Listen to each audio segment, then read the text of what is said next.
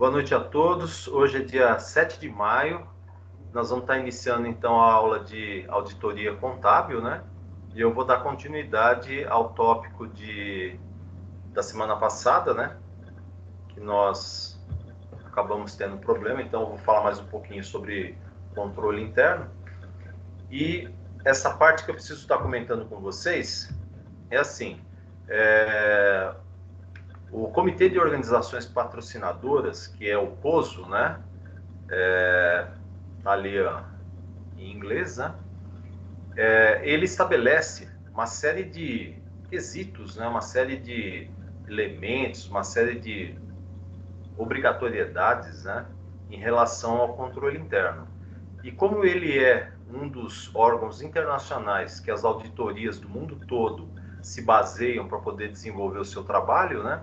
Então, tem que olhar como é que é o processo de controle interno, como é que ele é visto segundo esse comitê de organização aí. Então, o COSO, ele é uma entidade sem fins lucrativos, dedicada à melhoria dos relatórios financeiros através da ética, efetividade dos controles internos e governança corporativa. Então, precisa lembrar o seguinte, ele pega 3 pilares aí, muito importantes. Então, ética, né?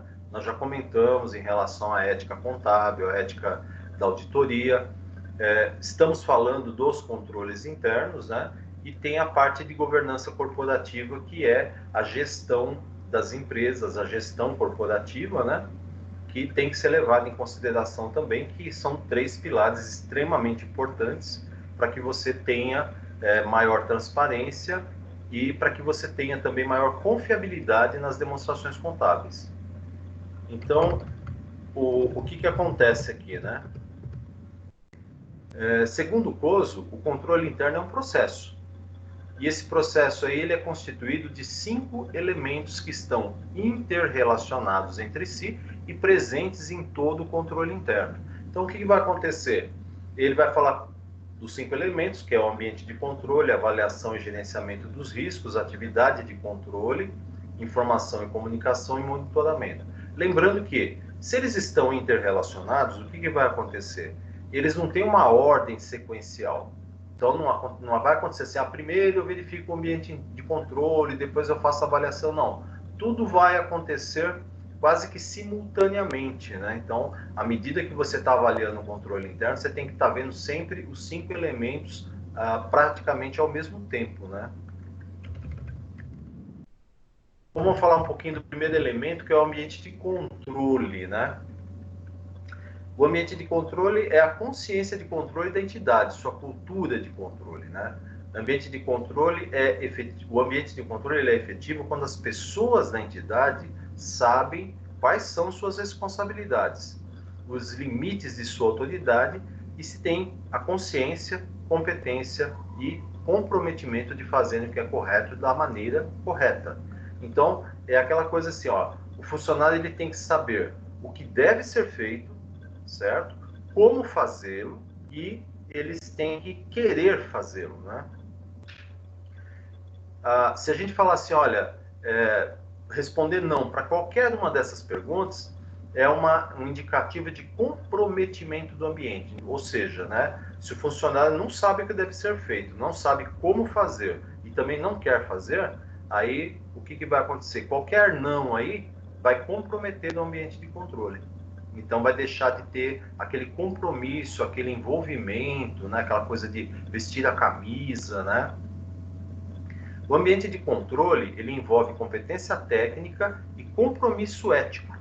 Então ele é um fator intangível, essencial aos controles internos. Então aquela questão assim, tanto competência técnica como compromisso ético são intangíveis, ou seja, são coisas que pertencem à pessoa, pertencem ao indivíduo, pertencem ao trabalhador, ao contador, a pessoa que vai estar cuidando dessa parte de controle, né?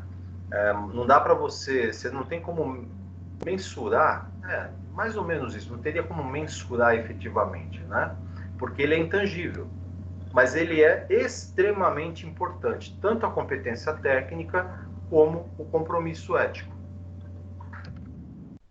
A postura da alta administração ela é extremamente importante neste item, né, no ambiente de controle, porque ela deve deixar claro para os seus comandados, para os subordinados, no caso, né, quais são as políticas, os procedimentos, o código de ética, o código de conduta que serão adotados na empresa.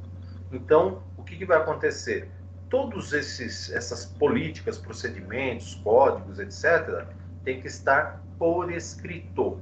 Quando a gente fala maneira formal, nós temos que ter isso tudo escrito e documentado. E o funcionário tem que ter um conhecimento e praticar. Não é só saber, né? Falar, eu sei que existe, mas eu não faço, né? Ele tem que saber e ele tem que praticar, pôr em prática. Então, isso aí é uma coisa que vem de cima para baixo, ou seja, da alta cúpula, da direção, da gerência, enfim, para todos os subordinados. Dica que nós podemos dar para essa questão de ambiente interno, né? Ambiente de controle, desculpa. Então, o ambiente de controle ele é mais efetivo na medida em que as pessoas tenham a sensação de que estão sendo controladas, né? Então, é aquela questão, se o funcionário ele tem a sensação, ele não precisa ser efetivamente controlado, mas se ele tem a sensação que ele está sendo controlado, ele vai ser mais compromissado, né? Pelo menos é uma tese, uma teoria defendida, né? Por quê? Porque ele tem medo que, se vê que percebe que ele não está comprometido, ele possa sofrer punições, ele possa sofrer sanções, né? Outra coisa importante é ter a certeza que os funcionários conhecem suas responsabilidades e a função de seus serviços. Verificar também se tem um plano adequado de treinamento, verificar se os funcionários sabem qual é o padrão de conduta e ética da companhia que eles devem seguir, né? E verificar se são tomadas as ações corretivas disciplinares devidas. Então, é aquela questão assim, se a pessoa não cumprir alguma coisa que foi estabelecido, seja política, seja algum dos códigos, enfim, qual é a punição que ele vai ter? Ele vai ser advertido, ele vai ser suspenso, enfim, o que vai ser feito? Ele vai ser mandado embora.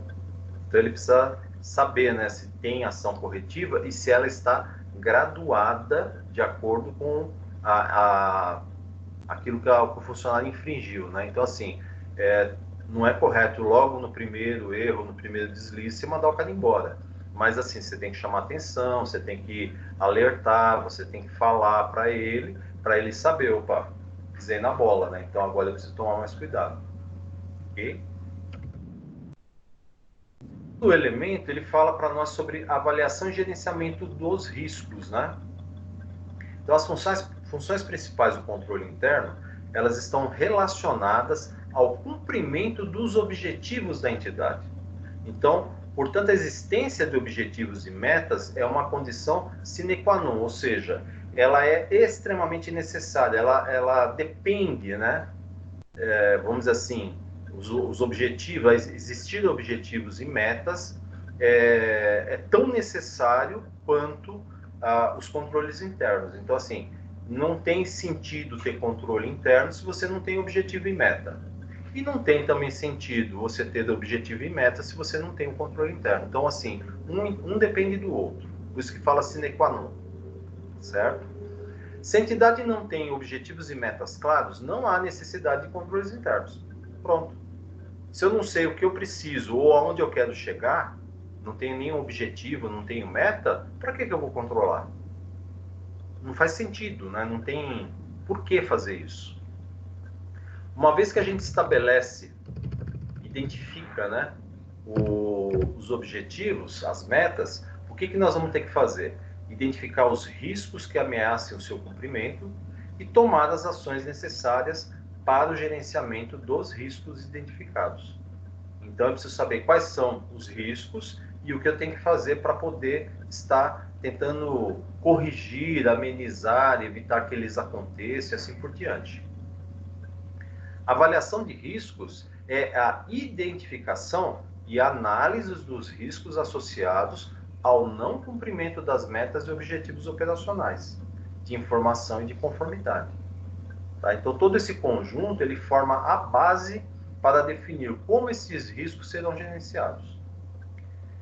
Os gestores, os administradores, são eles que devem definir os níveis de riscos operacionais, de informação e de conformidade, que estão dispostos a assumir. Então, até que ponto eu estou disposto a assumir determinado risco na minha operação, na minha informação e no meu controle interno, que a conformidade, na realidade, ela é o controle interno da empresa, né? Se está de acordo com o padrão, está em conformidade. Se não está de acordo com o padrão, não está em conformidade. A avaliação de riscos é uma responsabilidade, então, da administração, mas cabe também à auditoria interna fazer uma avaliação própria dos riscos, né? E fazer, então, um confronto entre o que os administradores classificam como sendo risco e o que a auditoria interna classifica como sendo risco. Porque assim ela tem um papel de poder alertar os administradores, falar, olha, vocês esqueceram disso, ou vocês não verificaram aquilo e tal. Então, ela pode ser que os administradores não dimensionaram corretamente os riscos das operações da empresa. E a auditoria interna tem o papel de estar fazendo uma avaliação própria para poder mostrar, olha, nós vimos tais riscos, vocês chegaram a ver isso? Isso aí vai evitar uma série de contratempos, né, na gestão da empresa. Como é que eu identifico os riscos, né? Então, nós podemos dizer assim, risco é a probabilidade de perda ou incerteza associada ao cumprimento de um objetivo. Então, assim, eu não sei se eu vou conseguir cumprir o objetivo. Eu acho que eu posso perder alguma coisa e não conseguir cumprir meu objetivo. Então, para cada objetivo proposto, deve ser feito um processo de identificação dos riscos, saber quais são, então, os riscos relacionados àquele objetivo. Para auxiliar esse processo, né, o auditor ele precisa responder algumas perguntas. Então, tem aqui uma sugestão, né? Quando você vai analisar o objetivo, você tem que se perguntar, então, o que pode dar errado? Como e onde podemos falhar? O que deve dar certo? Onde somos vulneráveis? Quais ativos devemos proteger? Tem algum ativo líquido ou de uso alternativo? Como podemos ser roubados ou furtados? Como poderiam interromper nossas operações? Garanto que o pessoal da auditoria interna, quando fez essa pergunta, né, interrupção das operações, se foi o ano passado, ninguém pensou em Covid-19, que não tinha começado ainda a pandemia, né, só no finalzinho do ano. Né? Como sabemos se os nossos objetivos foram ou não foram alcançados? Então tem que ter uma mensuração, tem que ter uma forma de você poder verificar se os objetivos realmente foram ou não foram alcançados. Quais informações são as mais importantes? Onde gastamos mais dinheiro? Olha que legal, hein? Isso é muito importante. Faturamos e como cobramos nas nossas vendas? Quais decisões requerem mais análise? Quais decisões eu preciso estar analisando mais, vendo todo o contexto, vendo os prós e contras e assim por diante, né? Quais atividades são mais complexas? Quais atividades são mais regulamentadas? Tem mais leis, regulamentos, né, envolvendo a atividade? Quais são nossas maiores exposições ao risco legal? Risco legal é o risco relacionado a cumprimento de leis, legalidade, certo? Então, formalidades legais. Então, precisa sempre lembrar isso aí. Risco legal. O que é o risco legal? É o risco associado à questão de legislação, cumprimento de regras, normas, regulamentos, cumprimento dessa parte legal, né, de legislação. Então, muitas empresas vão lá, estão fazendo as atividades dela, mas não cumpre, por exemplo, uma regulamentação ambiental. E aí ela pode até ser fechada, dependendo da empresa, podem até fechar, né? Ou não cumpre alguma coisa tributária, sei lá, alguma coisa assim. Então, isso aí vai expor a empresa a esse risco, né? Ou seja, de não estar cumprindo a parte de legislação. Uma vez, a análise dos riscos, né? Uma vez que nós identificamos os riscos, nós devemos então avaliar levando em conta alguns aspectos, né? Então, qual a probabilidade, a frequência, né, desses riscos ocorrerem? Caso eles ocorram, qual seria o impacto nas operações, considerando os aspectos quantitativos e qualitativos? Então, sempre quando pergunta quantitativo e qualitativo, você pensa assim: qual operação, qualitativo, e quantitativo, valor, quantidade, né? Sempre quando fala quantitativo, eu estou me referindo à mensuração. Então, quantitativo pode ser quantidade produzida ou valor da produção, valor gasto, valor da operação e assim por diante. Então, verifique, em sua opinião, quais ações seriam necessárias para administrar os riscos identificados. E aí vem uma questão bem delicada, né? Verifique em sua opinião. Então, o que vai acontecer? Se nós pensarmos aí, pode ser que a minha opinião seja diferente da opinião de vocês.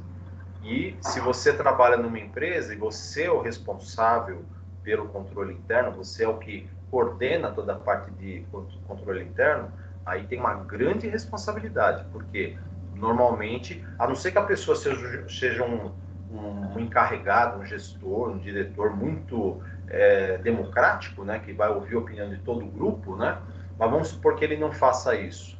Então, ele vai tomar uma decisão, ele vai colocar a opinião dele e, de repente, não seria a melhor forma de administrar os riscos que foram identificados. Então, precisa tomar bastante cuidado com esse ponto. Alguém queria perguntar alguma coisa? Não? Algumas dicas, né? Certifique-se que a entidade tem uma missão clara e que as metas e objetivos estejam formalizados, ou seja, estejam documentados. Tem que estar no papel isso aí. É lógico que assim, se a auditoria interna detecta, percebe, identifica que a empresa não tem uma missão clara, ela tem que orientar, ela tem que indicar para a alta administração que é necessário colocar em papel, né, escrever a missão, a visão, os valores da empresa e estabelecer de forma também formal quais são as metas e os objetivos que a empresa quer atingir, certo? E aí você também tem que avaliar os riscos a nível de dependência e setor. Aí nós vamos pensar o seguinte: como assim dependência, né?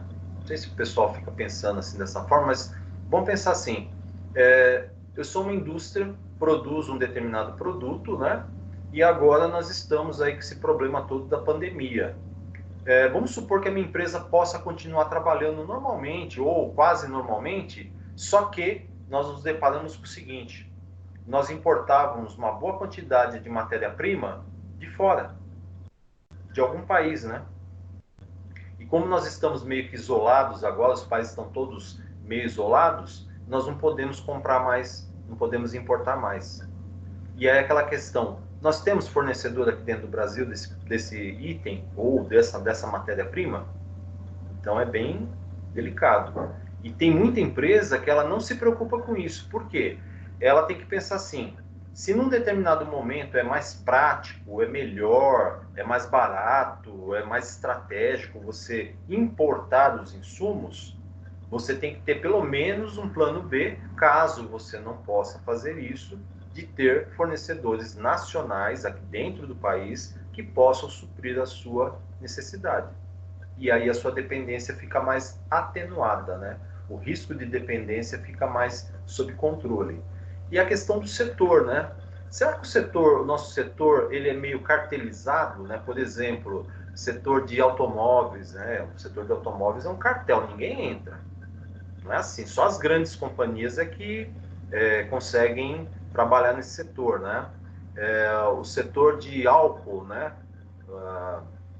Açúcar, também é outro setor que só algumas empresas atuam. Por quê? Porque é um setor que ele é meio que cartelizado, ele é meio que fechado, né? Então é uma coisa complicada. Ou então tem setores que estão assim abarrotados de empresas e já está meio que saturado, né? Então você fala assim, vamos pensar, a farmácia, né? Cada rua tem uma farmácia, então é uma coisa meio maluca. açúcar, né? Uma coisa meio predatória, porque às vezes o cara não compra na farmácia da rua dele, compra na rua de cima, e aí, como é que fica a concorrência? Como é que fica essa questão? E a gente sabe que, por exemplo, medicamento é meio que tabelado, não tem assim muita flexibilidade de preço, né? Só as grandes redes de farmácia conseguem trabalhar melhor essa questão de preço, de promoção, não sei o que e tal, né? Outro ponto que a gente tem que pensar, risco a nível de processo, né? Como é o processo da minha empresa? Se eu produzo alguma coisa, como funciona o meu processo de produção? Quais são os riscos que eu tenho, né? Risco de não ter mão de obra especializada, mão de obra adequada, né? Risco de eu não ter matéria-prima, risco de eu não conseguir vender, risco de, enfim, eu preciso pensar todo o processo para poder analisar os riscos que eu vou ter durante a execução dele. Então, o que vai acontecer? Cabe à auditoria elaborar, né, um documento, que a gente fala um papel de trabalho, né, para cada atividade relevante, priorizando as atividades e os processos mais críticos e aquelas que podem ser melhoradas. Então, eu tenho que estar lá colocando tudo que eu acho que é crítico, né, o que eu detectei que é um processo crítico, e também colocar melhorias, né? O que eu posso melhorar, o que eu posso aprimorar, enfim, o que eu posso fazer para deixar aquilo mais dinâmico, mais produtivo, menos riscos e assim por diante. Tudo bem? É o controle, as atividades de controle, né? Então, as atividades de controle, quando elas são executadas no tempo e de forma adequada, né? Elas permitem a redução ou a administração dos riscos. E por que no tempo e de maneira adequada, né? É só pensar assim, se você percebe um risco e você demora muito tempo para tentar resolver, né? Para tentar corrigir, atenuar, eliminar o risco, né? De repente não dá mais tempo. O time passou, você não fez nada e aí já é tarde demais, né? Só uma outra, vamos dizer assim, dependendo da situação pode até prejudicar muito a empresa, né? E dependendo da situação, a empresa só vai conseguir recuperar isso no próximo ciclo produtivo, no próximo ano e assim por diante. E também a forma, a maneira como a gente vai estar trabalhando isso, né? Também, se você trabalhar de uma maneira inadequada, de uma maneira errada, você não vai conseguir reduzir nada, né? Às vezes você vai até piorar a situação. Então tem que tomar bastante cuidado com isso. Então, as atividades de controle compreendem que, na sistemática de trabalho anterior à do COSO, né, do comitê que eu acabei de mencionar para vocês, era tratado como controle interno. Agora, o que vai acontecer? Nós temos duas atividades de controle principais. Uma é de prevenção. Então, prevenir, impedir que aconteça. E a outra é de detecção, ou seja, detectar, descobrir aonde está o problema, onde está o risco, vamos atrás aí, vamos resolver. Então, uma acontece antes do risco, que é a prevenção, e outra acontece quando você descobre que o risco está ali e você vai ter que tentar resolver, tentar eliminar. Aí nós vamos verificar aqui, né? Quando a gente fala de prevenção, então alçadas de prevenção, né? Alçadas. O que é uma alçada? São os limites determinados ao funcionário quanto à possibilidade desse aprovar valores ou assumir posições em nome da instituição. Então, por exemplo, né, qual o valor máximo de para um caixa pagar um cheque? Você fala assim, o caixa pode pagar um cheque até 10 mil reais. E se o cheque for superior a 10 mil, quem que autoriza? Tem que ser o gerente. E se for superior a 100 mil reais? 100 mil reais só o diretor pode autorizar. Então, é exatamente isso. Alçadas. É prevenir riscos, né? Então, prevenir fraude. Porque quando você autorizar, você vai olhar o cheque para ver se aquilo foi emitido pela empresa, quem assinou, para que é e assim por diante. A mesma coisa, né? O teto, né? Que um operador de mercado pode assumir para cada investimento. Então, de repente, você fala assim, olha, a pessoa tem um certo conhecimento, ele pode fazer investimentos em nome da empresa, né, pela empresa, até um valor de, sei lá, 100 mil reais. Ah, tá, então tá bom. Agora, se o investimento for de 1 milhão, aí precisa ter o gerente do financeiro para autorizar a operação de investimento, né, para ver se está certo, se o tipo de investimento é apropriado e assim por diante. E assim vai, né, diretor.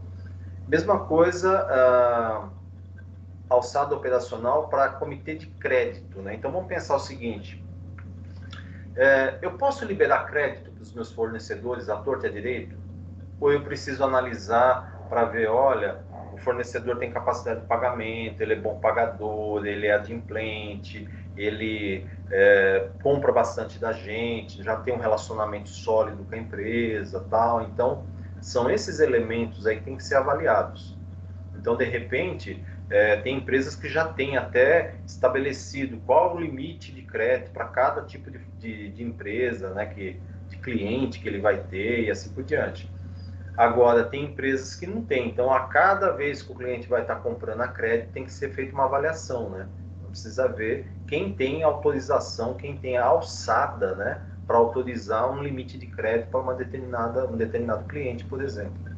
E até que valor e assim por diante.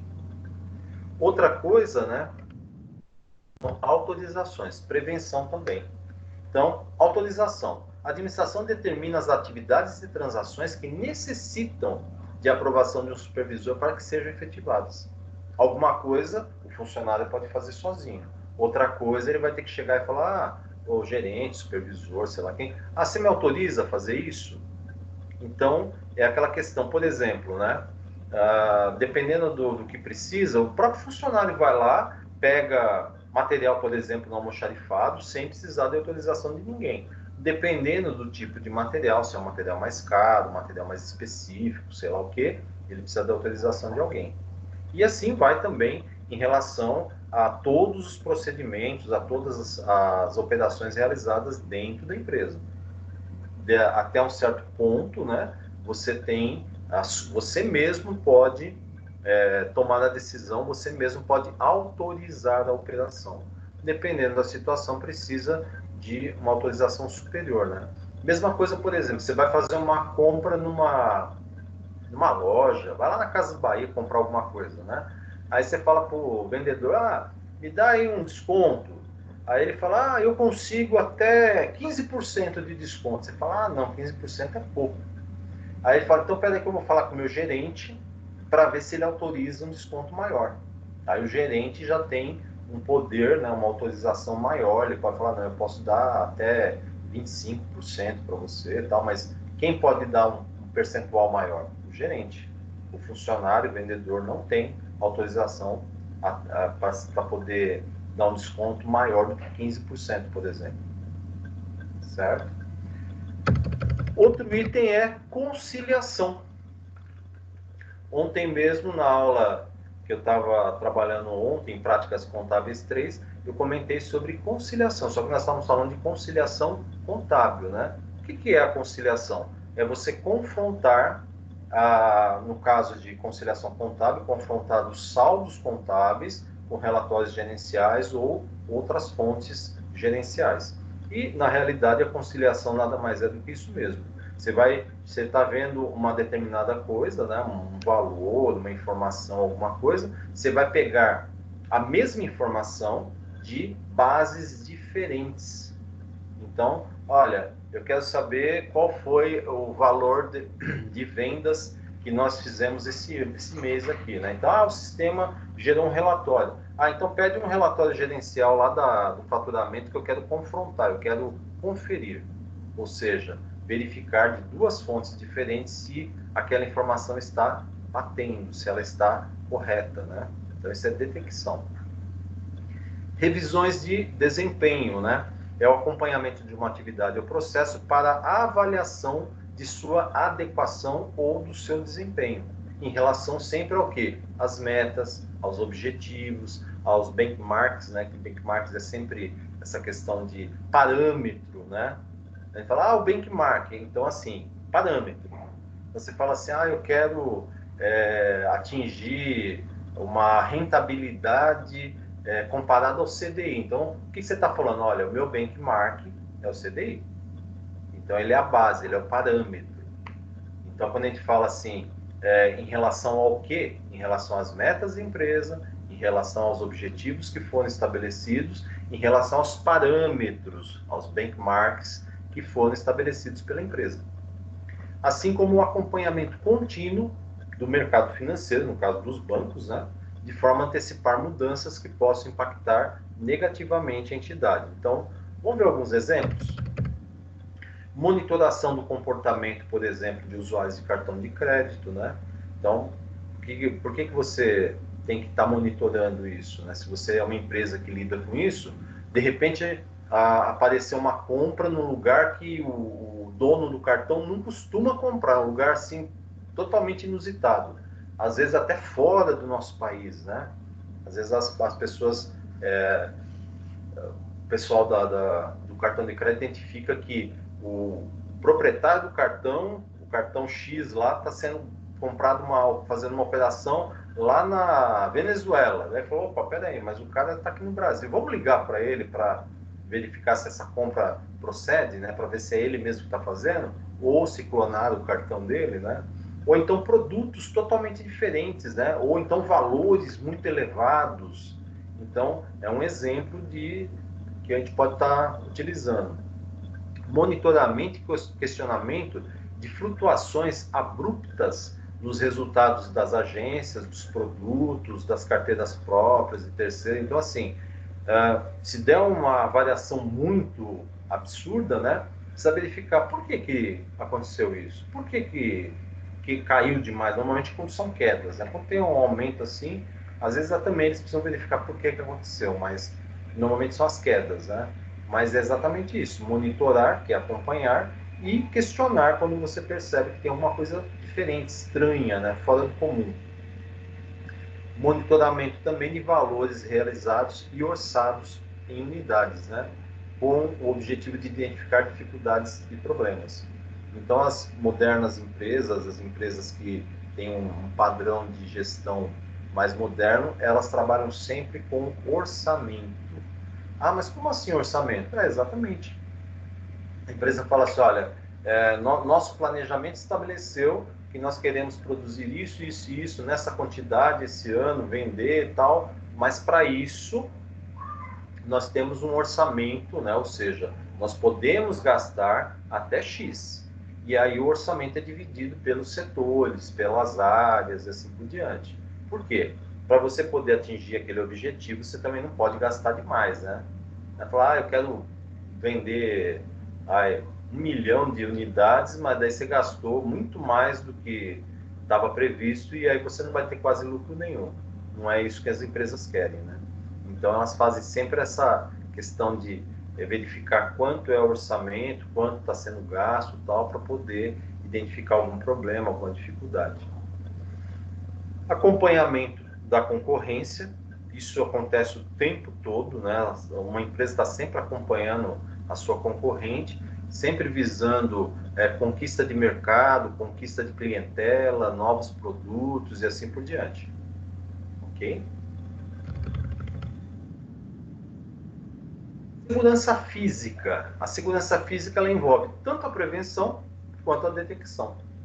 Então a gente fala assim, os valores de uma entidade devem ser protegidos contra o uso, compra ou venda não autorizados. Então nós temos que pensar assim, ninguém pode comprar nada para a empresa se não for autorizado, se não tiver alguém autorizando a comprar aquele item, aquele objeto, aquele bem, né? Mesma coisa, não pode vender também, né? De repente o cara vai lá, vende o computador da empresa. Como assim vender o computador? Não pode. Então, sempre tem que ter autorização ou ser parte do processo, né? E também usar os itens da empresa sem autorização. Usar, que a gente fala assim, no sentido não operacional, ou seja, funcionário utilizando itens da empresa para uso próprio. Não pode. Não é assim? Então, um dos melhores controles para proteger esses ativos, né, esses bens da empresa, é a segurança física. Então, a gente vai estar envolvendo controle de acesso. Olha, em determinada área não é todo mundo que pode ir lá, é só o pessoal que trabalha naquela área, né? Controle de entrada e saída de funcionários, então só entra e sai da empresa quem for funcionário da empresa, não pode entrar terceiros, tal. Controle e saída de materiais, né? Entrada e saída de materiais. Senha para arquivos eletrônicos. Então, callback para acesso remoto, então seria você ter um backup, ter alguma coisa das informações da empresa guardada no local seguro, né?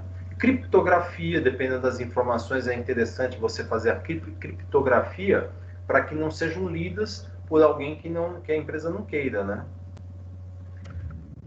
Aí nesse processo aí também está incluído o inventário, né? Dos itens mais valiosos, por exemplo, né? Conferência de numerário, controle de estoque, contagem física do estoque, por exemplo, conferência do imobilizado, por exemplo, ok? Nós temos também segregação de funções, aí é uma questão de prevenção. Então, assim, a segregação de funções ela é essencial para a efetividade dos controles internos. Então, o que acontece? Por que a gente fala segregação de função? A gente sempre fala assim, olha, quem compra não pode receber a mercadoria, ou o produto, ou o bem, né? Tem que ser uma outra pessoa. Então, um compra, outro funcionário recebe, confere e coloca no estoque. Outro funcionário faz a contabilização, né? O outro funcionário faz a venda. Por quê? Não pode ser a mesma pessoa, porque senão o que acontece? O risco de haver um erro é muito maior, o risco de haver uma fraude é muito maior, entendeu? Então não pode acontecer isso. Então quem compra, só compra. Aí tem um outro setor que vai conferir, vai cuidar do armazenamento, né, estoque, assim por diante. Outro setor vai contabilizar aquilo ali, que é uma forma de controle. O outro setor vai vender, aí já é outro controle também, e assim por diante. Então, isso é uma prevenção.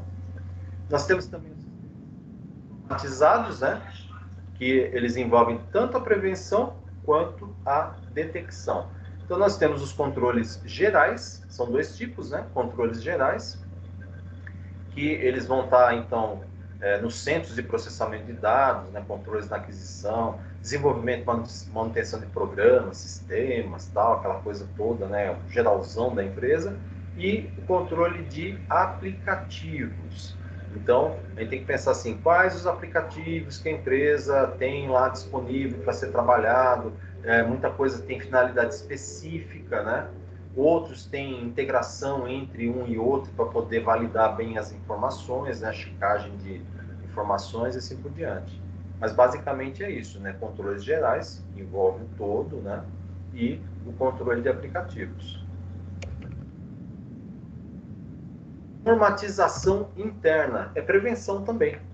Então, a definição de maneira geral das regras internas necessárias ao funcionamento da entidade. Então, aquela questão, toda a parte de normas, regulamentos, procedimentos, elas têm que ser de fácil acesso para os funcionários, elas devem definir responsabilidades. Na verdade, as normas muitas vezes definem autoridade e responsabilidade. Então, quem tem autoridade para poder autorizar determinados procedimentos e quem tem que fazer, quem vai praticar aquilo, né? Também envolve políticas corporativas, fluxos operacionais, funções e procedimentos. Então, as atividades de controle devem ser implementadas de maneira ponderada, consciente e consistente. Então, não adianta implementar um procedimento de controle se esse for feito de uma maneira muito mecânica, né? Na verdade, o que vai acontecer? É importante que exista o controle, é importante que ele seja executado, mas é importante também que se avalie e analise tudo aquilo que está sendo feito. E aí, se perceber algum erro, tem que adotar todas as ações corretivas necessárias. Certo? Questão de informação e comunicação. Então, a comunicação é muito importante, ela é essencial dentro das corporações, dentro das empresas, né? E ela envolve desde o nível hierárquico mais baixo até o nível hierárquico mais alto, né? E tem aquela questão de falar assim, a comunicação, ela tem a comunicação horizontal e vertical. Então, no mesmo nível e de cima para baixo, de baixo para cima, certo? Então, a comunicação, ela é essencial. E ela precisa ser bem elaborada, bem conduzida, para que não haja problemas, para que não haja falta de entendimento ou para que os funcionários não aleguem que não sabiam de determinadas coisas, né? E ela tem que ser categorizada também. Então, por exemplo, algumas informações são confidenciais ou são estratégicas, então só a alta diretoria sabe. Outras informações são de conhecimento geral, então tem que ser passada para todo mundo da companhia, da empresa, para que todo mundo saiba. Outras informações são específicas, então, olha, alguma informação é específica do financeiro, outra informação é específica da contabilidade, outro é específico da área de vendas e assim por diante, certo? A comunicação, ela pode ser formal ou informal. É lógico que dentro de uma empresa, dentro de uma companhia, o ideal é que toda a comunicação seja de forma formal, por escrito. Então, hoje nós temos aí a questão do e-mail, que é muito utilizado e é uma comunicação formal, ainda mais quando você usa o e-mail corporativo. E nós temos até outros aplicativos de comunicação, por exemplo, o WhatsApp, né? Que dependendo da situação também pode se tornar até um meio formal de você disseminar a informação dentro da sua empresa. E aí você precisa estar controlando tudo isso, né? Controlar o fluxo das informações. A auditoria controla também essa questão da categorização da informação, que seria informações estratégicas, confidenciais, específicas e assim por diante, né? E se o processo de distribuição da informação na empresa está fluindo de maneira correta, ou seja, quem precisa saber da informação está recebendo essa informação no tempo certo, da maneira correta, né? As dicas, né, em relação à informação. Então, informação e comunicação são conceitos simples, né? Simples. Então, no entanto, comunicar e conseguir informações com as pessoas de maneira prática e tempestiva, ou seja, no tempo certo, é sempre um desafio. Quando o auditor estiver preenchendo um papel de trabalho, PT, né? Vou até colocar aqui.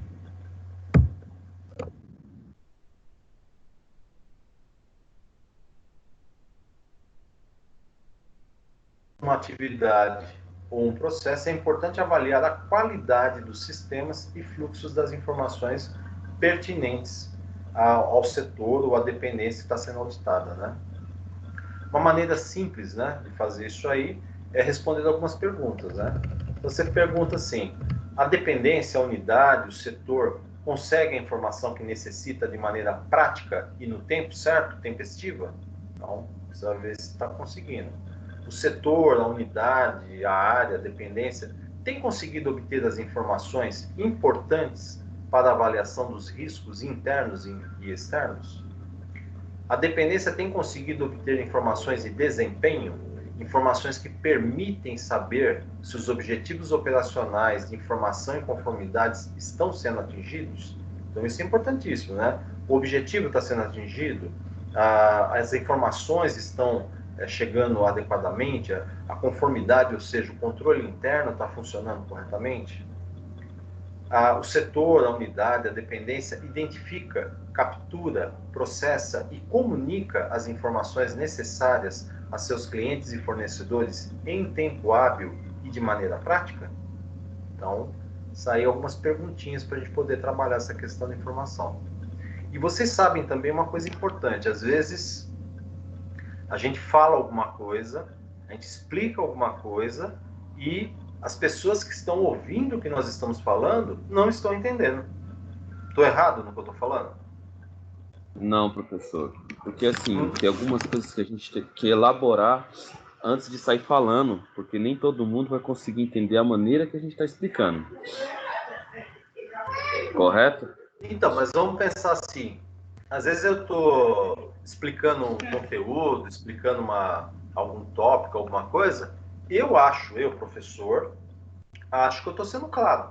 E aí eu explico, os alunos ficam tudo com aquela cara assim de ué, né? O que está acontecendo? Então é isso, né? Nem sempre aquilo que eu estou explicando está sendo entendido pela outra pessoa. Sim, alguns podem entender e outros não. Aí tem que achar uma outra maneira de explicar para que todo mundo consiga entender o aspecto que você quer mostrar. Então, mas na empresa, qual que é o grande ponto, o grande vilão aí, né? Quando você faz uma comunicação formal, uma comunicação que vai ser passada para todos os funcionários da empresa, você vai fazer aquela comunicação e assim, pressupõe-se que todas as pessoas que lerem vão entender. Será que é verdade isso? Bem que pode ser, vamos lá, vamos colocar assim, de 100% da empresa, vamos lá, 40% entende, 10% não, e os outros restantes ficam em dúvida se é aquilo ou não é.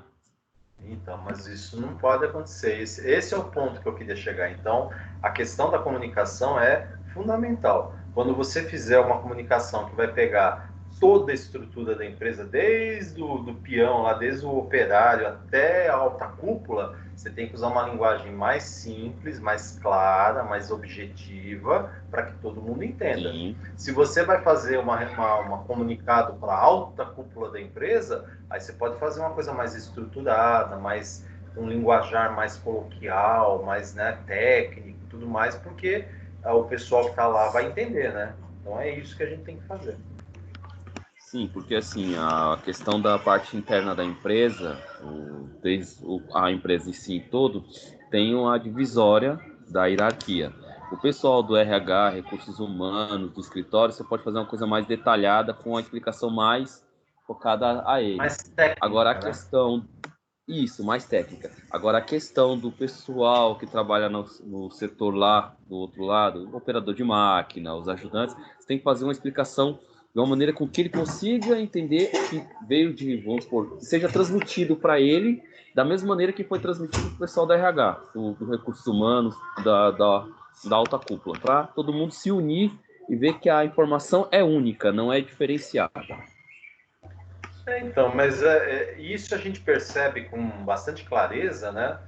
Mesmo em sala de aula, porque às vezes o professor vai, explica uma coisa, né, da aula, e aí vem aquela questão assim, do grupo da turma, né? Todos os alunos que participaram daquela aula. Será que todo mundo entendeu? Ou teve uma parcelinha que entendeu bem, uma outra turma que está assim, mais ou menos, né? Acho que eu vou dar mais uma lida, vou verificar de novo, e tem aqueles que estão perdidos, né? Não sabem nem o que está acontecendo, né? E aí fica perguntando para todo mundo, mas o que foi que ele falou? O que foi que ele explicou? Como é que é isso? Como é que é aquilo? Então, é isso que não pode acontecer dentro da empresa. Então, quando a comunicação for formal, ela tem que atingir o maior número, o maior percentual de pessoas dentro da organização. Certo? Para Sim, não ter exatamente. esse erro aí, essa falha de comunicação. Tá bom? Oh, tá bom, ok, professor. Monitoramento. Monitoramento é você avaliar os controles internos ao longo do tempo. Então, o monitoramento é o melhor indicador para saber se os controles internos estão sendo efetivos ou não, ou seja, se eles estão atingindo os objetivos que a gente quer ou não. Então, o monitoramento ele é feito tanto através do acompanhamento contínuo das atividades, quanto por avaliações pontuais. Então, pode ser uma autoavaliação, pode ser uma revisão eventual, pode ser auditoria interna, aí depende qual é a estratégia que você quer fazer, né? Então, uma avaliação pontual, você fala, vamos passar uma autoavaliação aqui para os funcionários de um determinado setor, para ver se todo mundo está cumprindo com os itens, né, previstos aí dentro das conformidades, dentro das regras da empresa. Aí vai passando lá, o pessoal vai se autoavaliando. Eu cumpro isso, faço isso, eu sei disso, não sei e tal, né? Revisão é quando... Desculpa. Revisão é quando você vai revisar algum procedimento, você vai rever para ver se não tem algum erro, alguma distorção. E a auditoria interna acompanha tudo isso e ela tem que estar sempre reavaliando todos os procedimentos. A função do monitoramento é verificar se os controles internos são adequados e efetivos. Os controles adequados são aqueles que, em 5 elementos do controle, né, que envolvendo todos os elementos, que é o ambiente, avaliação de riscos, atividade de controle, informação e comunicação e monitoramento, estão presentes e funcionando, conforme aquilo que foi planejado. Então, os controles são eficientes quando a alta administração tem uma razoável certeza do grau de atingimento dos objetivos operacionais propostos, de que as informações fornecidas pelos relatórios e pelos sistemas da empresa são confiáveis e se as leis, regulamentos e normas pertinentes, né, no caso, estão sendo cumpridos. Então é isso. Então era isso que eu queria ter passado a semana passada, que acabou dando todo aquele probleminha lá para nós, né? Mas está aí, completamos, né? E aí nós vamos começar, então, a segunda parte aqui, que é... Deixa eu só... O pessoal chegou tarde hoje, hein? Estavam com frio, não queriam sair de casa para vir para a faculdade? Boa noite, professor. Boa noite. Comecei a aula, falei assim, tem pouca gente agora participando, o pessoal está com medo de sair de casa que está frio. Eu peguei bastante trânsito hoje. Eu acredito. Tem bastante gente na rua. Eu tive um probleminha com a internet aqui. A internet também é outro problema corriqueiro, né? A internet é uma coisa complicada. Mas também quem perdeu o comecinho da aula, não se preocupe, é só depois pegar, dar uma ver a parte que não estava ainda, né? E tá tudo lá disponível, tá? Eu vou começar a segunda parte, então. Todo mundo está enxergando bem aí? Planejamento da auditoria? Sim, professor. Sim. Beleza, então o que acontece, né? Essa questão do planejamento, eu tenho que falar com vocês, mas eu vou ter que falar através de uma norma, né? Que é a NBC T11, que ela vai falar exatamente planejamento da auditoria. Então, ela vai falar das normas de auditoria independente das demonstrações contábeis e a etapa na qual o auditor independente define o seu plano de trabalho e o detalhamento dos procedimentos de auditoria a serem aplicados. Então, o que acontece? Não dá para a gente falar do planejamento sem estar pegando como base essa norma específica aqui. Porque como já existe uma norma específica falando sobre planejamento, nós temos que trabalhar em cima dela.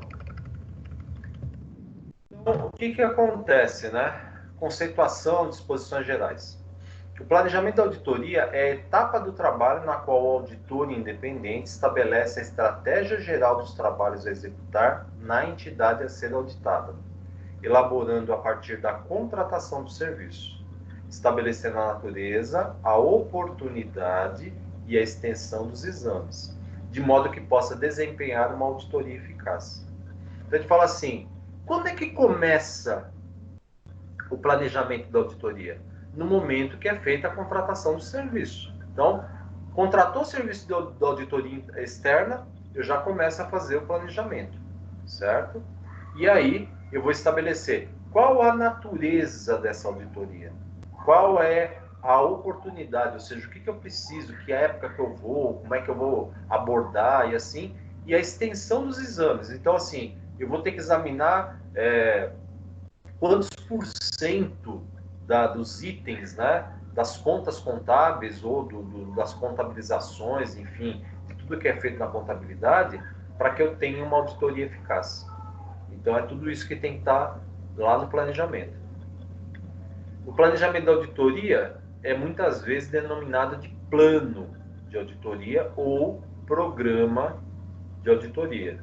Então, aqui nessa instrução, né, instrução técnica IT são considerados partes do planejamento da auditoria. Então, quando a gente fala, o plano de auditoria, o programa de auditoria, para essa instrução feita pelo Conselho Federal de Contabilidade, elas são consideradas como partes do planejamento. Informações obtidas quando da avaliação dos serviços, conforme previsto nas normas, né, profissionais do auditor independente, devem servir de base também para a elaboração do planejamento da auditoria. Então, essa etapa aí já vem antes, né, do planejamento em si.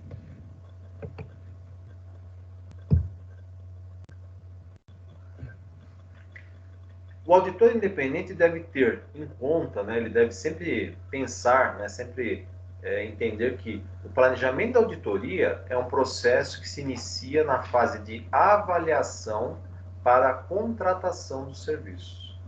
Então, o que vai acontecer? Se a empresa já está lá, vamos dizer assim, iniciando o processo de namoro com a empresa de auditoria, aquela coisa de, manda um orçamento, não sei o que e tal, a empresa de auditoria já tem que ter na cabeça, olha, vamos começar já a estruturar um planejamento.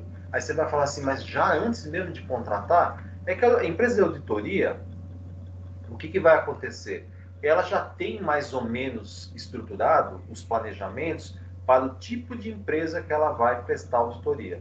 Então, ela já tem lá planejamentos para empresas de grande porte, médio porte, porte pequeno, empresas que têm várias unidades espalhadas no país, ou até empresas que têm filiais espalhadas no mundo todo, e assim por diante. Empresas que atuam em determinados segmentos e por aí vai. Então, nessa etapa, devem ser levantadas as informações necessárias para conhecer o tipo de atividade da entidade. Então, precisa saber quem é a empresa que eu vou estar fazendo auditoria. É uma empresa do setor financeiro, é uma empresa do setor automobilístico, é do setor não sei o que lá. Qual é a complexidade dessa empresa? Qual é a legislação aplicável para essa empresa? Que relatórios que ela é obrigada a produzir? Então, tipo de relatórios que ela tem que estar apresentando. Qual o modelo de parecer que a gente vai estar utilizando, né? Até o próprio relatório que a auditoria tem que fazer, e informes que nós vamos ter que emitir. E aí nós conseguimos determinar a natureza do trabalho que nós vamos ter que executar. Porque tem características diferentes. Mas é uma sociedade anônima, então tem diferença? Tem. Dependendo do setor, dependendo do ramo de atuação, dependendo da complexidade, dependendo de uma série de coisas, vai ter diferença entre uma empresa e outra. Então, a conclusão do planejamento de auditoria, ela só acaba, né, quando o auditor independente completar os trabalhos preliminares, tá? E depois nós vamos estar vendo aí, tem alguns objetivos que estão lá no item 12, né? Essa instrução técnica aqui, vocês podem perceber que cada parágrafo dela é numerado, né? Então eu deixei do jeito que é feita pelo conselho, para que vocês entendam, porque às vezes ele vai falar, olha, conforme o item 3, então ele está falando, conforme o parágrafo 3, então você volta para dar uma lida, né? Aqui no caso, o objetivo está lá no parágrafo 12. Então, as informações obtidas preliminarmente para fins de elaboração da proposta de serviços, juntamente com as levantadas para o planejamento, né, para os fins do planejamento de auditoria, elas devem ter muitas informações que compõem o planejamento definitivo para determinado período. Então, são confirmadas, né? Então, muitas das informações elas vão ser confirmadas durante o trabalho de campo, ou seja, durante o trabalho de auditoria da empresa. Porque quando você faz o planejamento, você ainda não visitou a empresa, você ainda não conheceu. A não ser que você já tenha trabalhado anos anteriores nela, mas vamos supor que é a primeira vez que você vai fazer a auditoria da empresa. Então, você só confirma uma boa parte do planejamento depois que você conheceu a empresa. Então, isso vai implicar a necessidade do auditor independente revisar o planejamento e ajustá-lo à medida que for executando os trabalhos. E isso é necessário, né? Se você perceber, olha, eu planejei isso, mas agora eu vi que não precisa. Ou eu não planejei isso e agora eu vi que precisa. Então você precisa estar fazendo os ajustes. O programa de auditoria ele deve ser preparado por escrito ou por um outro meio de registro, né? O que facilita o entendimento dos procedimentos de auditoria que serão adotados e também vai proporcionar uma orientação mais adequada para a divisão do trabalho. Então, quando você faz o programa de auditoria, faz por escrito, porque daí toda a equipe que trabalhar, inclusive a própria empresa que vai receber o planejamento, o programa, né, vai entender quais são as fases, quais são os procedimentos, o que vai acontecer, a equipe de campo também vai entender melhor, né, e aí vai conseguir dividir melhor o trabalho e assim por diante.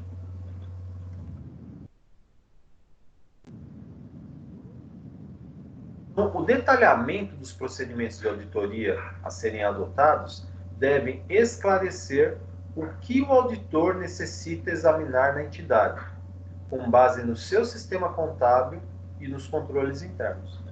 Então, depois que a gente conhece a empresa, né, a gente vai poder detalhar melhor os procedimentos de auditoria. E aí nós vamos ver, então, o que eu vou ter que realmente examinar. Se a empresa tiver um sistema contábil muito bom, muito bem estruturado, muito bem organizado e tiver controles internos confiáveis, talvez eu não precise examinar muita coisa. Só alguns testes, né? Fazer alguns procedimentos de auditoria, você já consegue ter certeza que está tudo ok, está tudo de acordo, está tudo em conformidade. Agora, se o sistema de contabilidade não for muito bem organizado, ou não for confiável, ou os controles internos da empresa não são confiáveis, aí você vai precisar examinar mais coisas, vai ter que fazer mais testes para poder ter certeza se as demonstrações estão de acordo, estão em conformidade. Então, no programa de auditoria, deve ficar muito claro as diversas épocas para a aplicação dos procedimentos e a extensão com que os exames serão efetuados. Por que a gente fala diversas épocas? É só pensar o seguinte: você foi contratado para fazer a auditoria do balanço da empresa no ano de 2020. Aí você fala assim, mas espera aí, mas 2020 não acabou, certo? Só que você tem que lembrar assim, para fazer a auditoria do balanço, não é só pegar o balanço pronto e aí fazer os testes, né, fazer o que você precisa fazer lá para verificar a validade das demonstrações e acabou. Não. Você tem que pegar um determinado período, vamos falar, no mês de abril. No mês de abril eu fui na empresa, fiz uma visita na empresa e fiz um levantamento dos controles internos, né? Então eu fui lá, conheci a contabilidade, vi qual é o sistema contábil, como é que funciona, como é que isso, como é que aquilo, e fiz uns testes nos controles internos, para mim poder saber, conhecer esses dois pontos principais. Aí marcamos para no mês de agosto, por exemplo, né, para fazer mais uma checagem. Então, em agosto eu vou lá, faço um monte de teste, faço um monte de procedimento, faço um monte de itens de auditoria para poder checar tudo, né? E marquei mais uma visita em outubro, fechamento do mês de outubro. Para quê? Contagem física, inventário físico dos estoques, porque é um item relevante. Conferência do controle do ativo imobilizado, por exemplo. E aí nós vamos talvez fazer mais uma visita mais no finalzinho do ano ou até no início do ano seguinte, que é quando o balanço já está fechado, para a gente poder então fazer a confrontação com os testes que nós fizemos e o resultado final, que são as demonstrações contábeis. Tá? Então, o programa de auditoria, além de servir como guia e um instrumento de controle para a execução do trabalho, ele deve abranger também todas as áreas a serem examinadas pelo auditor independente. Por isso que é importante conhecer a empresa que a gente vai estar fazendo a auditoria, porque senão você não vai saber quais são as áreas que nós vamos ter que examinar. Vem até aqui, turma? Tranquilo, professor. Tranquilo? Tudo, professor. Tranquilo. Ok.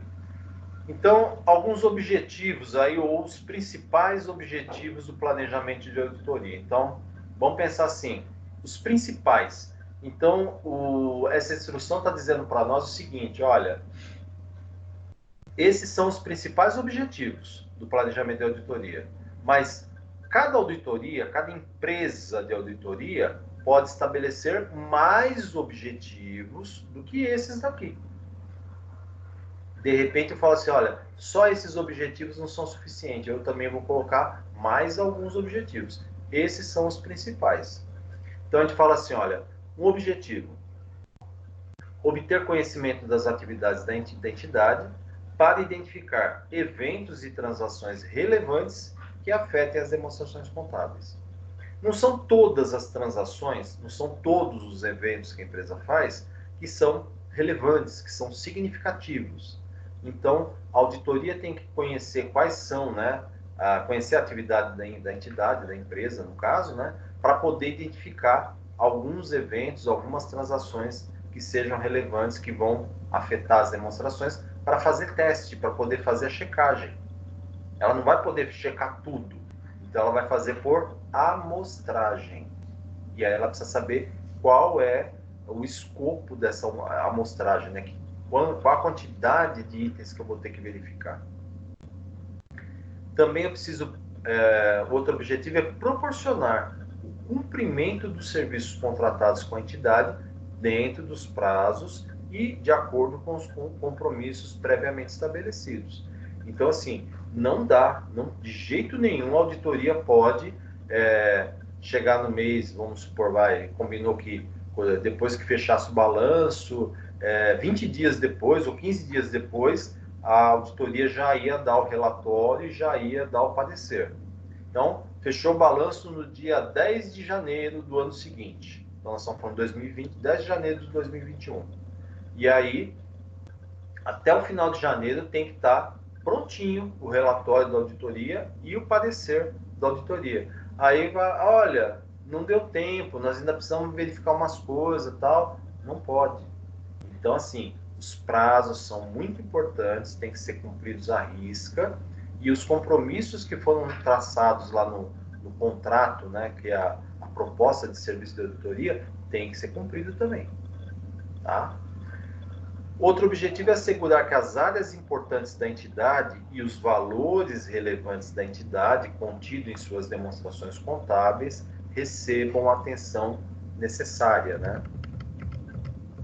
Também temos que identificar os problemas potenciais da entidade, isso é muito importante e é uma coisa que às vezes é difícil, né? Identificar a legislação aplicável à entidade, isso não é difícil, isso é fácil de fazer. Tá? Então, não é nada complicado. E um outro objetivo, estabelecer a natureza, a oportunidade e a extensão dos exames a serem feitos, de acordo com os termos constantes na proposta de serviço para a realização do trabalho. Então, eu preciso saber qual a natureza dos exames. Então, qual é as contas contábeis que eu vou ter que examinar, né? Olha, eu preciso examinar, por exemplo, tem algumas empresas que falam assim, não precisa examinar a caixa. Por que não precisa examinar a caixa?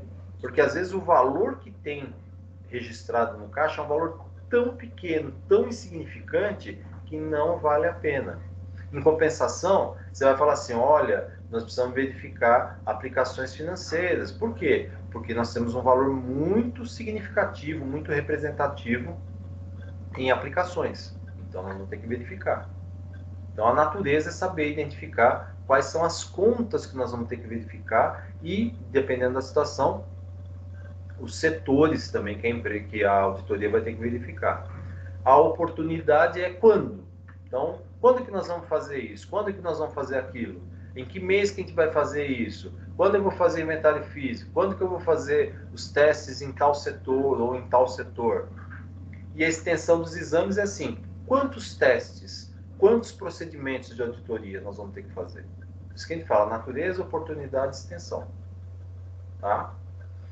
Então, o item 12 vai falar para nós, olha, tudo que nós mencionamos até aqui dentro dos objetivos, né, que foi do A até o F, eles não excluem outros objetivos que possam ser fixados, segundo o detalhe, segundo a característica de cada trabalho.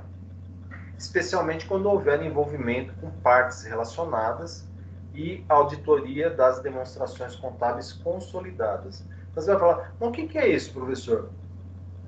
Olha, eu fui fazer auditoria numa empresa e essa empresa ela é uma holding, ela é a controladora de mais 4 empresas. Então, eu vou ter que auditar o balanço dela, a holding, e vou ter que fazer também a auditoria das demonstrações contábeis consolidadas, que é a demonstração da holding e das 4 controladas dela. Então, é um trabalho bem mais detalhado, é um trabalho bem mais demorado, né? Ou você tem que ter várias equipes trabalhando juntas para poder fazer esse trabalho. E partes relacionadas são essa questão. Uma empresa tem participação na outra empresa do grupo. Ou, vamos supor, eu estou verificando uma empresa do grupo, mas só que a empresa A tem ações dessa empresa. Essa empresa tem ação de uma outra. E todas elas fazem parte do mesmo grupo. Então, são partes relacionadas. Aí nós temos que tomar cuidado, porque pela legislação, tudo que se fala em investimento entre empresas do mesmo grupo, né, de um mesmo grupo empresarial, esses investimentos têm que ser avaliados pelo método de equivalência patrimonial. E aí nós temos que também eliminar, né, tirar o efeito das operações intercompanhias, para que a gente possa, então, examinar a demonstração sem essas transações. Então, também dá um pouquinho mais de trabalho. Tá? Por isso que a gente fala, tem algumas empresas que a gente tem que tomar um cuidado, que são circunstâncias. Então, olha, precisa ver se não tem empresas do mesmo grupo e elas não se relacionam, ou você não está fazendo a auditoria numa holding, né, na controladora, e ela requer que você faça do balanço da empresa e também o balanço consolidado dela com as outras controladas que ela possui. Então aí é um trabalho bem mais detalhado.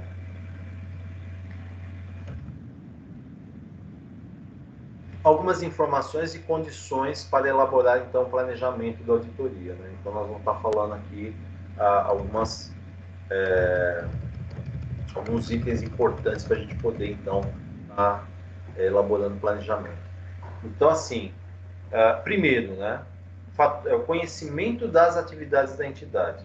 Então a própria norma, a norma técnica número 11, que é essa que nós estamos trabalhando hoje, ela vai falar para nós assim, olha, o planejamento pressupõe adequado nível de conhecimento das atividades, os fatores econômicos, a legislação aplicável, as práticas operacionais da empresa e o nível geral de competência de sua administração. Então, olha só que interessante, a gente vai ter que, muitas vezes o que vai acontecer? O auditor, ele tem que ser meio advogado, meio economista, né? Meio engenheiro, meio tudo, porque não é só contabilidade. Então, primeira coisa, fatores econômicos. Caramba, né? O que vai acontecer com relação aos fatores econômicos, né? O auditor ele precisa completar, então, o conhecimento do negócio da entidade, né? Ele tem que conhecer o nível geral da atividade econômica na área de atuação da entidade e os fatores que podem influenciar o desempenho da empresa, tais como inflação, crescimento, recessão, deflação, desemprego, situação política, Covid-19 e assim por diante. Então, precisa ver, que nem, por exemplo, hoje o Comitê de Política Monetária, que é do Banco Central, né, que é o Copom, ele resolveu derrubar a taxa de juros de novo. Então, agora, a taxa básica de juros brasileira é de 3% ao ano. Aí você vai falar, mas e o que isso impacta na atividade econômica? Então, teoricamente, os juros de toda a atividade financeira vai ter que cair também. Consequentemente, paga-se menos, né? Tem que se pagar menos para financiamentos, para empréstimos. E também vai se remunerar menos os investimentos, né? As aplicações financeiras. Teoricamente, a dívida do governo também vai ficar melhor, porque o governo é um grande devedor, então se os juros caírem, ele vai pagar menos juros. Ok? E mesma coisa, né? A inflação. A inflação brasileira está sob controle. Agora, nós vamos ter crescimento esse ano? Não vai ter crescimento coisíssima nenhuma, né? Pelo contrário, talvez a gente tenha recessão, que é um ponto muito importante, né? Deflação. O que é deflação? Inflação negativa. Nós já tivemos em alguns meses aí inflação negativa, que ela é aliada da recessão. Desemprego no país está aumentando. Situação política, né? Se a gente for analisar, a situação política brasileira é de total insegurança. Nós não sabemos o que vai acontecer amanhã, né? De repente amanhã, olha, acordei com o calo doendo, então eu vou mandar embora o ministro da Economia. Eu vou mandar embora o ministro da Fazenda, eu vou mandar embora o ministro não sei do quê. Então é uma coisa meio louca, né? Outro ponto importante que nós temos que falar dos fatores econômicos são as taxas de juros. Então, como estão as taxas de juros e as condições de financiamento. Mas você vai falar, mas por que isso é importante para fazer auditoria? Olha, você vai examinar, por exemplo, empréstimos e financiamentos na empresa que você está auditando. E aí você olha lá, você fala assim, caramba, ela pegou um empréstimo e está pagando 15% de juros ao mês. É um absurdo. Sendo que a taxa de juros está bem menor do que essa, né? E as condições que os bancos estão oferecendo tá uma maravilha, né? Para quem quiser se endividar, é óbvio, né?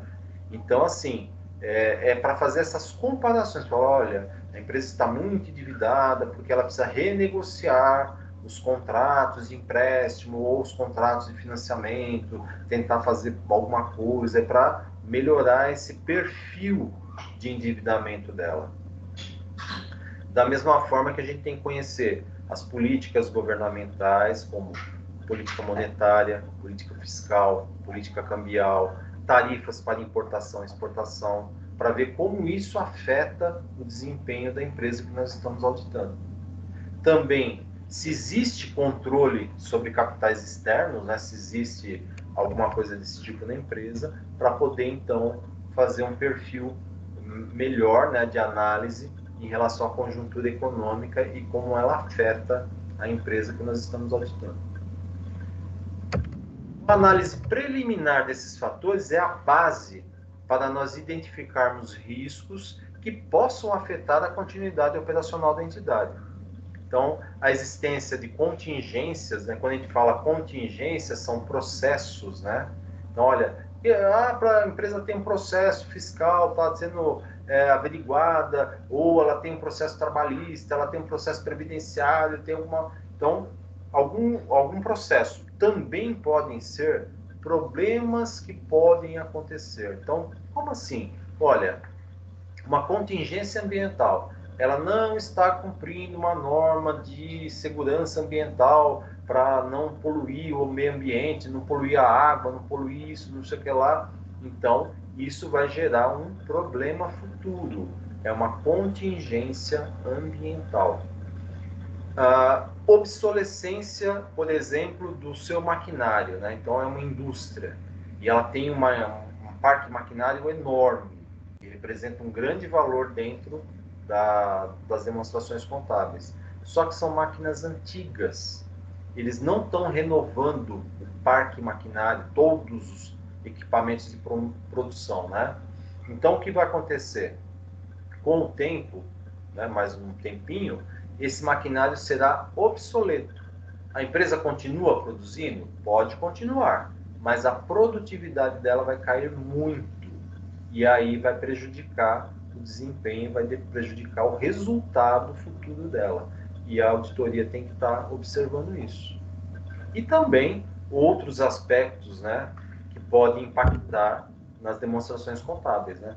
Aí vocês vão falar para mim, mas professor, mas até isso precisa? Sim, precisa. Por quê? O que vai acontecer? Se a auditoria detectou que existe alguma possibilidade, alguma probabilidade de acontecer, mesmo que não tenha um processo, né, mas ela viu que está fazendo uma coisa errada e pode gerar um processo fiscal, trabalhista, comercial, ambiental, alguma coisa assim, ou problemas com relação à obsolescência de maquinário e tudo mais, ela tem que falar para a empresa, olha, isso tem que ser mencionado nas notas explicativas. Então tem que ser colocado que caso aconteça isso, isso e isso, poderá gerar um processo, poderá gerar uma multa, poderá gerar isso e aquilo outro. Caso a empresa não renove o seu imobilizado, ela poderá perder a sua capacidade produtiva nos próximos anos, perder a sua produtividade. Tudo isso tem que ser colocado nas notas explicativas, para que os sócios, os donos da empresa, os acionistas da empresa saibam o que está acontecendo. Tá? 17. É recomendável também que essas circunstâncias, né, se você perceber isso, se você constatar, sejam discutidas entre o auditor e a administração da entidade. Tá? Eu não sei por que tem essa legislação aplicável aqui, porque isso aqui está uma falha de contexto, desculpa. Então, o conhecimento prévio da legislação que afeta a entidade, já sei, a entidade a ser auditada é fundamental para a avaliação pelo auditor dos impactos que a não observância das normas pertinentes pode ter nas demonstrações contábeis. Então, o que vai acontecer, né? Quando a gente fala dessa questão da... É por isso que estava a legislação, estava só fora da...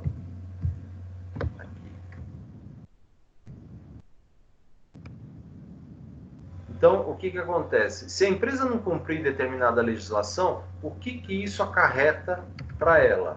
Ela vai ser cobrada ou o que vai acontecer? Né? Então, assim, né? Eu preciso saber quais são os impostos, quais são as taxas, quais são as contribuições que a empresa tem que pagar, que ela está sujeita.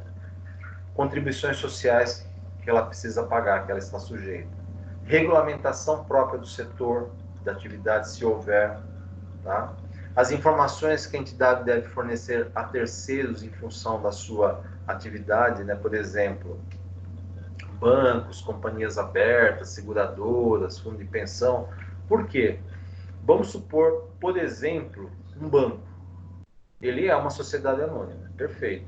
Ele tem que estar fornecendo informações para a Comissão de Valores Imobiliários e para o Banco Central. Não é só para a CMV. Não é só para... CVM, Comissão de Valores Imobiliários, mas também para o Banco Central. E o Banco Central cobra bastante, porque o banco tem que enviar trimestralmente o balanço parcial das suas atividades. Então, assim, ele tem que enviar a cada trimestre o balanço das atividades dele. A cada semestre, ele tem que enviar o balanço geral, já com a lucratividade do período, já com tudo bem detalhadinho e tal, e anualmente o balanço geral, com todas as informações, todas as demonstrações, publicar esse balanço no jornal, publicar no site, publicar em tudo quanto é lugar. Isso, então, acontece o quê? De 3 em 3 meses, então, na verdade, ele vai entregar o primeiro e o terceiro trimestre, uma coisa simples. Primeiro trimestre do ano, terceiro trimestre do ano. No semestre, né, segundo trimestre, que já completou um semestre, já é um balanço mais estruturado. E no final do ano, que é o quarto trimestre, já é o balanço geral. Tá? Então, o tempo todo a contabilidade do banco está fornecendo informações para o Banco Central. Para a CVM, é uma vez por ano. E toda vez que a CVM pedir, né, o banco também tem que dar explicações, fornecer qualquer coisa que é solicitada. Agora, qualquer companhia aberta que opere na Bolsa de Mercado, na Bolsa de Valores, né, na B3, tem que estar fornecendo todas as informações que a CVM cobra. e que a própria bolsa, né, a B3, cobra deles. Então, verificar se tudo isso aí está sendo cumprido, e é coisa pra caramba, certo?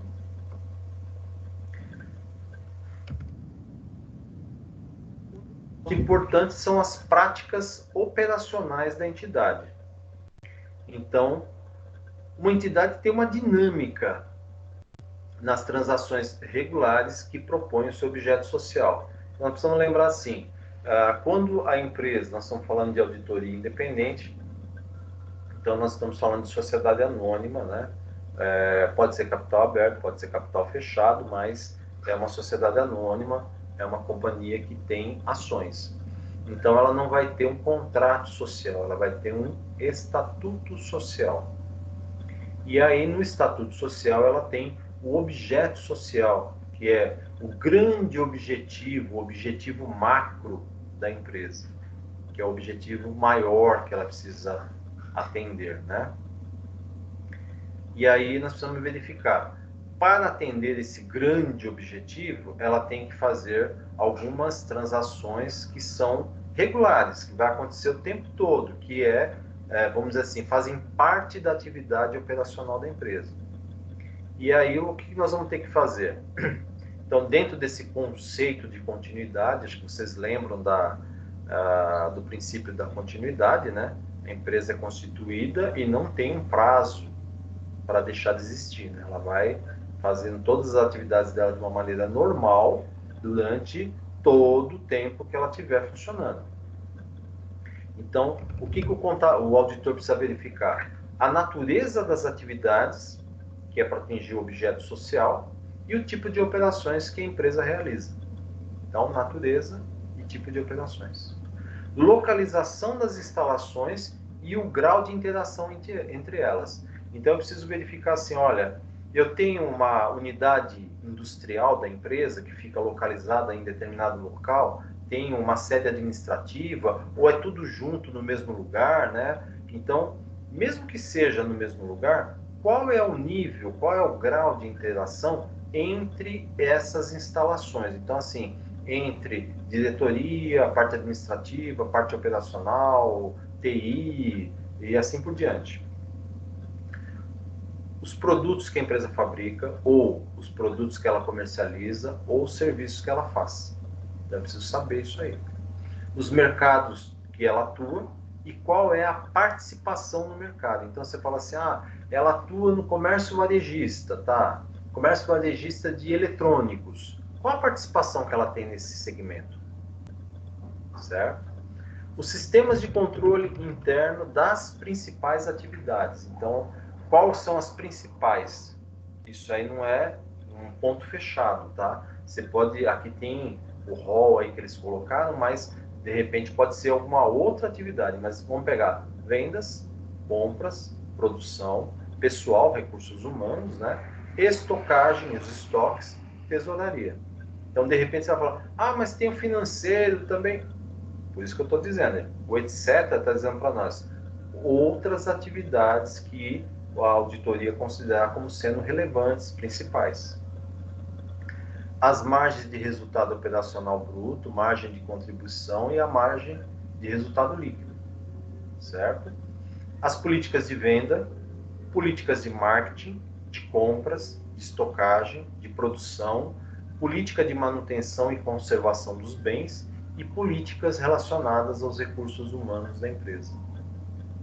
Também temos que verificar se a empresa tem políticas de importação e exportação, política de formação de preços, as tendências, né, que a empresa tenha, a qualidade dos produtos e uma coisa bem interessante, a garantia dos produtos pós-venda. Então você vai falar para mim assim, bom, como assim garantia dos produtos pós-venda? Então assim, se eu compro um produto pela legislação nacional, a empresa brasileira ela é obrigada a dar uma garantia de pelo menos um ano, certo? Então, durante um ano, eu posso levar o produto na assistência técnica, então, se deu algum problema, a assistência técnica vai lá, conserta, a não ser que seja desgaste de peça, que daí eu tenho que comprar a peça, né? mas a mão de obra, teoricamente, eu não pago. Beleza? Isso impacta, no caso, em uma despesa pós-venda, hein? É uma despesa que vai estar lá na DRE da empresa, porque ela tem que manter, ela tem que garantir isso aí, que são as autorizadas, né? São as assistência técnica que ela tem que estar mantendo para consertar os produtos que ela produz. E aí tem algumas empresas que falam assim, olha, eu vou dar 2 anos de garantia no produto. Então, para ela fazer isso, sem impactar demais o resultado, é porque ela confia na qualidade do seu produto. Ela sabe que durante 2 anos esses produtos não darão tanto problema. Eles vão estar funcionando bem durante esse período que ela está oferecendo aí, que é uma garantia estendida, né, que a gente fala. Então, ela vai conseguir não impactar o seu resultado com isso. Identificação dos clientes e fornecedores estratégicos, né, ou importantes para a empresa, né, e a forma de relacionamento que a empresa tem com eles. Então, como é que ela se relaciona com seus clientes? Como é que ela se relaciona com os seus fornecedores mais importantes, né, ou estratégicos, né, porque tem algum fornecedor que é vital para a empresa. Então, a gente fala, esse é um fornecedor estratégico, né? Eu preciso sempre comprar a matéria-prima ou determinado item para poder produzir ou para poder comercializar, e eu preciso comprar desses fornecedores. Então, eles são estratégicos. As modalidades de inventário, né? Então, nós temos o inventário periódico e nós temos o inventário permanente. A empresa, ela pode fazer até os 2 tipos de inventário, não tem problema nenhum. O inventário permanente é um controle permanente do seu estoque. O tempo todo você está conferindo, avaliando, confrontando o físico com o contábil para ver se está em ordem, se está batendo, né?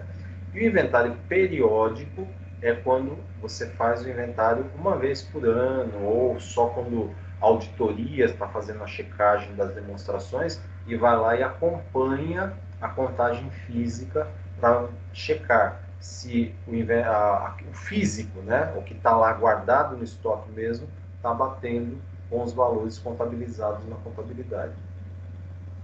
Também precisamos verificar as franquias que a empresa porventura tenha, as licenças que ela detenha, né? Então, de repente ela tem lá, só ela pode fabricar determinado produto, ela tem uma licença. E aí ela pode até autorizar outra empresa a produzir aquele bem que ela tem como tem licenciado. Então, fala, eu vou licenciar tal empresa e vai ganhar em cima disso. As marcas, muitas marcas são extremamente caras, né? Coca-Cola, vamos pensar aí, a Antártica, e assim por diante, Pantene, uma infinidade de outras marcas aí, né? McDonald's e patentes. Então você pensa assim, indústria de medicamentos, né? A indústria química farmacológica, ela tem patente de tudo quanto é medicamento. Então, a empresa que tiver mais patentes, ela tem possibilidade de produzir mais produtos, produzir mais medicamentos. Ou ela pode falar, olha, eu vou licenciar um laboratório para produzir determinado tipo de medicamento, mas ele vai ter que pagar para mim, porque eu tenho a patente, eu desenvolvi o medicamento. Então a empresa não precisa nem produzir, mas ela ganha só de ter autorizado o outro laboratório a produzir um medicamento que ela patenteou, certo? Outra coisa também, se a empresa tem pesquisa e desenvolvimento de novos produtos ou serviços. Então, isso é um item que envolve uma série de gastos, né? Mas que para muitas empresas é essencial, porque ela precisa o tempo todo estar pesquisando e desenvolvendo novos produtos. Então, a indústria automobilística faz muito disso, celular, a indústria que produz celular é uma coisa louca, né? Porque eles pesquisam tanto e desenvolvem tanto que a cada 15 dias tem um produto novo no mercado, né? Então é uma coisa meio maluca, né? Os sistemas de informação, que envolvem todas as operações da empresa, né? Muitos deles são informatizados, né? São sistemas de informática, mas eu preciso conhecer como é que eles funcionam, o que eles controlam, né? O uso de manuais operacionais, então a empresa tem manual que vai explicar o funcionamento, a operacionalização, a forma de fazer e assim por diante, que a gente fala manual operacional. Então, como fazer determinado serviço, como fazer determinada operação, como fazer determinado procedimento. É um manual operacional. O grau de interferência da administração e dos controladores na operação da entidade. Então, eu preciso saber até que ponto a alta cúpula da empresa interfere no funcionamento rotineiro da empresa. Ou, controlador seria, no caso de uma empresa controladora e a controlada. Então, assim, qual o nível de interferência da controladora na controlada? Na controlada no sentido das atividades operacionais dela, né? Então, tem controladora que só quer resultado, então ela não interfere nas operações. Ela só quer saber do resultado cada dia melhor, mas não interfere. E tem algumas controladoras que interferem o tempo todo. E eu preciso mensurar isso para poder fazer o trabalho de auditoria. E questão dos controles gerenciais. Quais são, com que frequência eles são fornecidos, né? Apresentados para a diretoria, para os gestores, né? E qual é a qualidade desses controles gerenciais. Perfeito? Galera, eu vou parar no 20 aqui por hoje. Então, só para fechar isso aqui, né, o conhecimento das atividades da entidade e suas características operacionais, eles são fundamentais para a identificação dos riscos de auditoria. Beleza?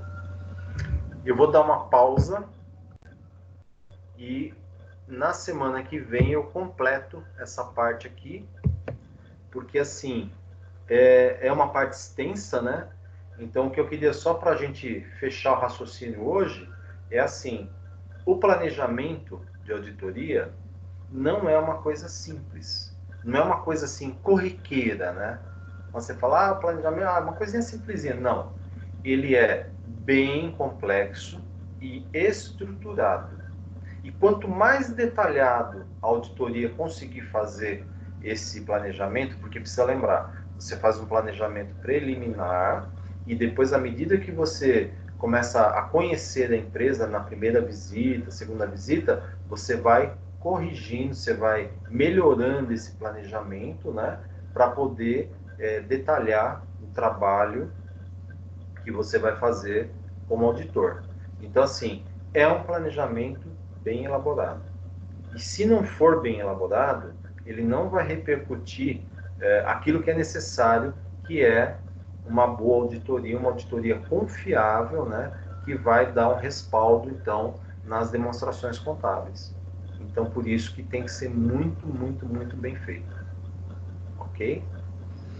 E, para a gente fechar, então, se alguém quiser perguntar alguma coisa dessa aula aqui, alguém quer tirar alguma dúvida, quer esclarecer alguma coisa? Ô, professor, Fala. Pamela, com quanto tempo, mais ou menos assim, se inicia o planejamento quando se vai fazer auditoria em alguma empresa? No ato que Então, você já fica sabendo da auditoria, como que funciona? quando a empresa chegar para a empresa que vai ser auditada, né, ela chega para a empresa de auditoria e fala assim, eu gostaria que você fizesse um orçamento de uma proposta de trabalho, nem orçamento, é uma proposta de trabalho de auditoria. Aí a empresa de auditoria pergunta, mas é uma auditoria do quê? Uma auditoria das demonstrações contábeis completa. Então eu já sei que eu vou ter que verificar toda a parte das demonstrações e aí envolve uma série de itens.